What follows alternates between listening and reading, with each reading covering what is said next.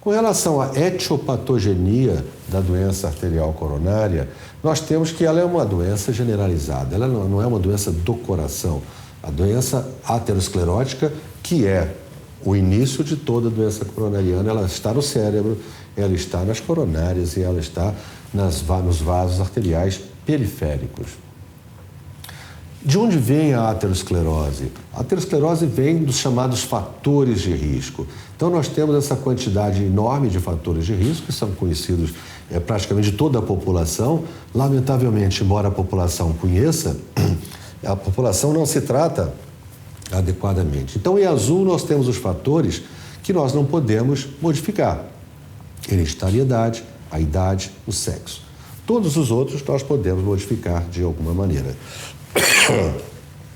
De modo que esses fatores de risco, quando não adequadamente controlados, vão, ao longo dos anos, de décadas, deixar que se forme ali dentro daquela artéria uma placa aterosclerótica. Nesse nosso exemplo, é uma placa que está obstruindo aproximadamente metade da luz dessa artéria.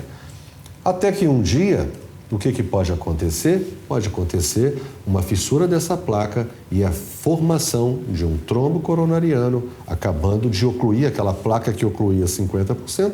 De repente, placa mais trombo, nós temos uma obstrução total desse vaso abruptamente. Damos a isso o nome de síndrome coronariana aguda.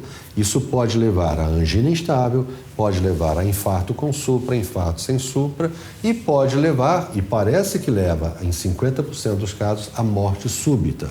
O paciente morre tão depressa que não tem tempo de receber nenhum tipo de socorro.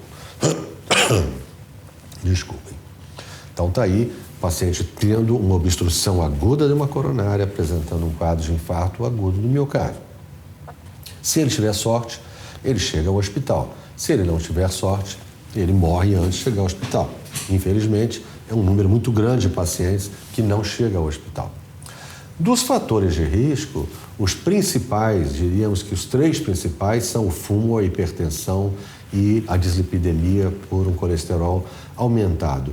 Nós vemos que cada um tem o seu poder destruidor, vamos dizer assim. Então, quando nós olhamos para o colesterol, quem tem colesterol alto aumenta em 3 vezes o risco de doença coronária, hipertensão aumenta em 2,5 vezes, o fumo aumenta em 3. Se nós juntarmos todos eles, aumenta em 11 vezes.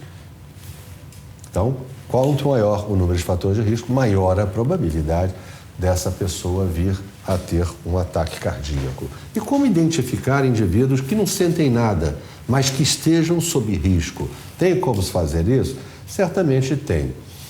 O score de risco de Framingham, e existem outros scores de risco além de Framingham, esse é o mais antigo e ainda é o mais usado em função da sua facilidade de utilização. Por quê? Esse score, ele utiliza 5 parâmetros: idade, pressão arterial sistólica, níveis de colesterol total, níveis de colesterol HDL e tabagismo. Ou seja, são 3 parâmetros clínicos e 2 parâmetros laboratoriais de extrema facilidade. Isso pode ser feito até com uma picadinha no dedo, pode até fazer em casa, se quiser. Enfim, através da avaliação da presença desses fatores, existe uma escala, que eu não vou entrar em detalhes para que não se perca tempo. Nós vamos saber exatamente se o risco do paciente de ter um evento, que evento é esse? Um infarto agudo do miocárdio ou uma morte cardiovascular nos próximos 10 anos. Se ele tem menos de 10%, nós vamos dizer que o risco é baixo, entre 10 e 20 o risco é intermediário, acima de 20 ele é um paciente de alto risco.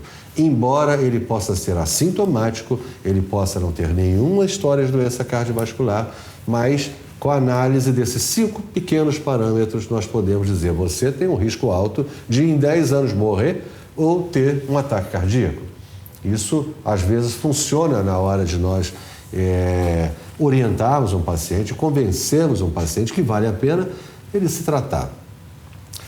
Em qualquer lugar da internet é fácil de vocês encontrarem essas tabelinhas aí, essas ferramentas para que nós possamos calcular rapidamente, sem fazer muita continha, sem usar a maquininha, calculamos o score de risco de Framingham. Então, vamos supor vamos simular aqui um paciente de 45 anos, sexo masculino, ele tem o colesterol total em 220, ele tem um HDL 35, baixo, ele é um fumante, um tabagista e ele é um hipertenso, tem 170 pressão sistólica. Ele não se trata da pressão, não toma nenhum remédio. Então, nós clicamos aqui em cima e rapidamente nós temos a informação de que esse paciente tem 21% de risco, ou seja, tem um alto risco de morrer ou ter um ataque cardíaco em 10 anos. E aí, se nós somos bons médicos, nós vamos conseguir convencer esse nosso paciente a melhorar essa situação. Então, nós vamos combinar com ele, olha, primeiramente, vamos parar de fumar. Urgência, parar de fumar. E vamos tratar essa sua hipertensão. Vamos começar por aí. Faça uma boa dieta, pare de fumar e volte daqui a um mês. Não passei nenhuma medicação para esse paciente. Quando ele volta com esses parâmetros. Claro, ele continua com 45 anos, um mês depois. O colesterol dele não mudou em nada, porque eu não mexi no colesterol dele ainda. Ele parou de fumar e ele teve a pressão dele reduzida de 170 para 135 e agora está em uso de medicação. Resultado, o risco dele, que era 21%, cai para 6% e ele se torna um paciente de baixo risco. Então, a chance dele estar vivo daqui a 10 anos, é bastante melhor do que era há um mês atrás, com medidas, na verdade, muito simples. Ele parou de fumar e ele fez uma dieta para redução do sal. Eu dei para ele talvez alguma medicação, no primeiro momento nem preciso medicá-lo. É dieta, mudança de hábitos de vida, ele consegue isso muito rapidamente. É claro que se nós não conseguirmos esse resultado apenas com modificações de hábitos de vida, de estilo de vida, nós vamos entrar com as inúmeras armas que nós hoje temos para controle de dislipidemia, de hipertensão arterial.